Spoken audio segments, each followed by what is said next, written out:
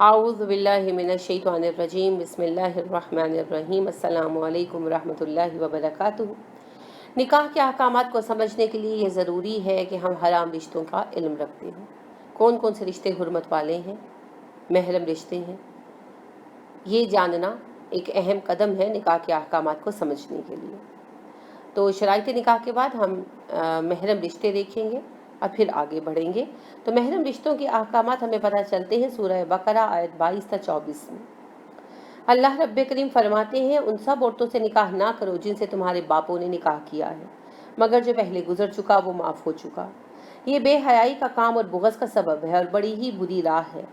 حرام کی گئی ہیں تم پر تمہاری مائیں، تمہاری لڑکیاں، تمہاری بہنیں، تمہاری پھوپھیاں، تمہاری خالائیں، بھائی کی لڑکیاں، بہن کی لڑکیاں، تمہاری وہ مائیں جنہوں نے تمہیں دودھ پلایا ہے، تمہاری دودھ شریک بہنیں، تمہاری ساس، تمہاری وہ پرورش کردہ لڑکیاں جو تمہاری گود میں ہیں، تمہاری ان عورتوں سے جن سے تم دخول کر چکے ہو، ہاں اگر تم نے ان سے جمع نہ کیا ہو تو تم پر گناہ نہیں ہے، تمہارے صلبی سگے بیٹوں کی بیویاں، تمہارا دو بہنوں کو جمع کر لینا حرام ہے، ہاں جو گزر چکا سو گزر چکا، اور شوہر والی عورتیں الا یہ کہ جو تمہاری ملکیت میں آ جائیں۔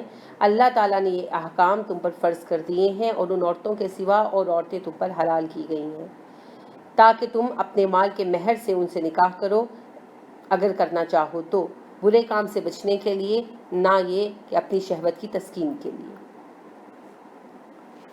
اب یہاں پھر حرام رشتوں کی جو اقسام آتی ہیں وہ بنیادی طور پر دو طرح کی ہیں۔ ایک ایسے رشتے جو ہمیشہ کے لیے حرام ہیں اور دوسرے وہ رشتے جو عارضی طور پر حرام ہیں۔ ہمیشہ کے لیے حرام جو رشتے ہیں ان کی حرمت کے 3 اسباب ہیں۔ ایک تو نسب یعنی خون کا رشتہ، بلڈ ریلیشن، دوسرا مصاہرت یعنی شادی کی وجہ سے، اور تیسرا رضاعت یعنی دودھ پلانے کی وجہ سے۔ تو نسب کی وجہ سے جو رشتے حرام ہیں وہ 7 ہیں۔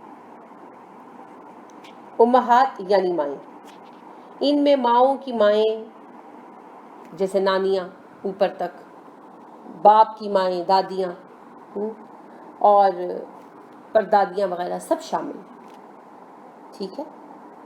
تو یہ مائیں جو ہیں یہ اوپر تک حرام ہو جاتی، نانی کی طرف سے بھی، نانی، پڑ نانی وغیرہ سب، اور دادی، پڑ دادی، لکڑ دادی، جیسے بھی آپ آگے جا سکتے ہیں۔ امہات کے بعد بنات ہیں، بیٹیاں، ان میں اپنی بیٹیاں، پوتیاں، نواسیاں، پوتیوں اور نواسیوں کی بیٹیاں نیچے تک حرام ہو جاتی، ٹھیک ہے، سب کی سب۔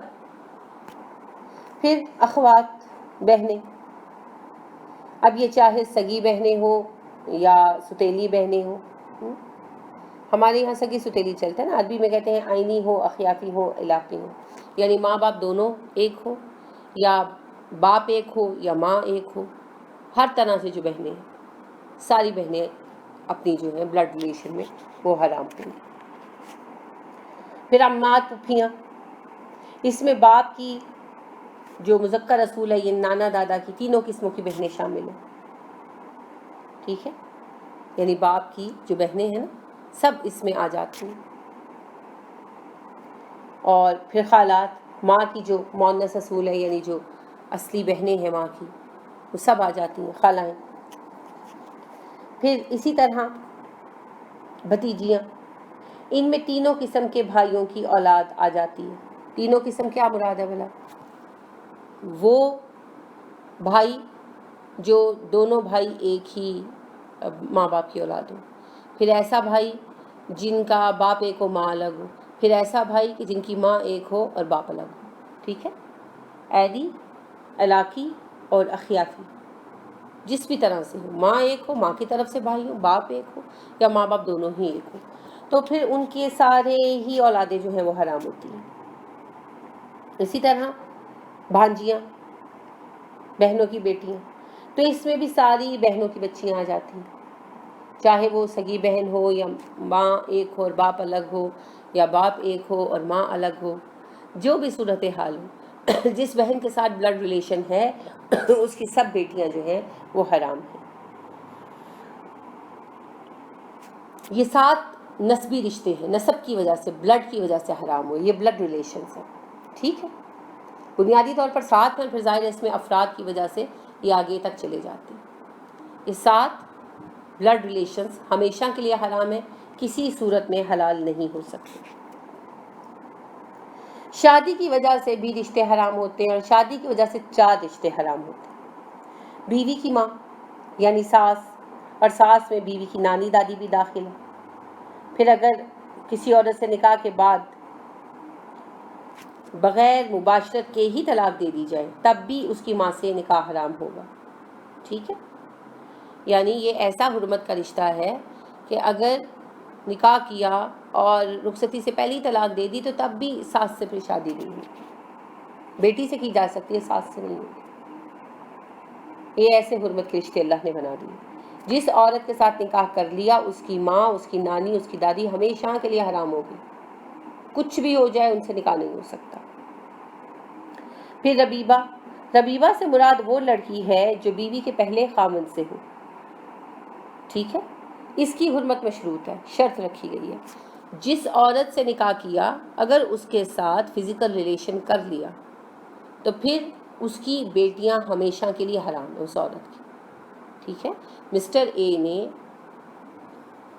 ایک خاتون سے شادی کی، اس خاتون کی اپنے پہلے شوہر سے بیٹیاں ہیں۔ اگر مسٹر اے نے اپنی اس بیوی سے فزیکل ریلیشن کر لیا تو ان خاتون کی بیٹیاں مسٹر اے پر ہمیشہ کے لیے حرام ہیں۔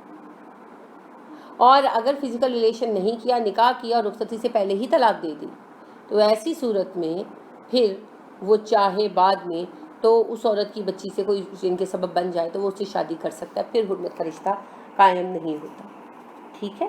یہ ابھی آپ نے یہ احکامات ابھی آپ نے سنے بھی ہیں کہ اللہ رب کریم نے ارشاد فرمایا کہ وہ بچیاں جو تمہاری گود میں پرورش پا رہی ہوں اور تمہاری ان عورتوں سے ہوں جن سے تم دخول کر چکے ہو، فزیکل ریلیشن کر چکے ہو۔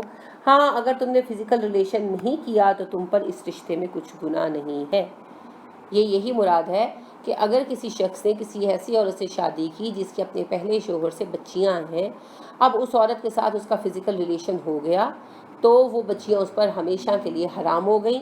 اگر اس عورت سے فزیکل ریلیشن قائم کرنے سے پہلے ہی اس کو طلاق دے دی، یعنی نکاح کیا تھا رخصتی کرانے سے پہلے طلاق دے دی، تو ان عورتوں سے یعنی اس عورت سے اور اس کی بچیوں سے اس کا کوئی رشتہ نہیں بنا۔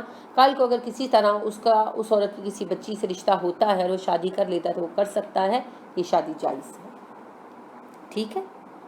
لیکن اگر فزیکل ریلیشن سے پہلے ہی طلاق دے دی تو ساس حلال نہیں ہوگی۔ کیوں نہیں ہوگی؟ کیونکہ اللہ نے فرمایا نہیں، اللہ رب کریم نے وضاحت سے کہا کہ تمہاری بیویوں کی مائیں، تمہاری ساس، اور اس کے ساتھ کوئی کنڈیشن نہیں دی کہ تمہاری ساس اس صورت میں تم پر حرام نہیں ہوگی۔ بیٹی کے لیے دی، ربیبہ کے لیے دی، ساس کے لیے نہیں دی، لہٰذا ساس ہر حال میں حرام رہے گی، چاہے بغیر فزیکل ریلیشن کے ہی بیوی کو طلاق دی ہو۔ ہاں اگر بیوی کی بیٹی تھی اور فزیکل ریلیشن کے بغیر طلاق دے دی اور کل کو کسی وجہ سے سبب ایسا بنا کہ اس بچی کے ساتھ شادی کا سلسلہ بن گیا تو شادی ہو سکتی ہے، حرام نہیں ہے، ٹھیک ہے؟ لیکن اگر فزیکل ریلیشن کر لیا تو پھر ہمیشہ کی حرمت ہے، چاہے طلاق ہو جائے، چاہے وہ بیوی مر جائے، چاہے کچھ ہو جائے، وہ بیٹی ہی رہے گی، وہ پھر حرمت کا رشتہ ختم نہیں ہونا، وہ پھر ہمیشہ کی حرمت قائم ہوگی، ٹھیک ہے؟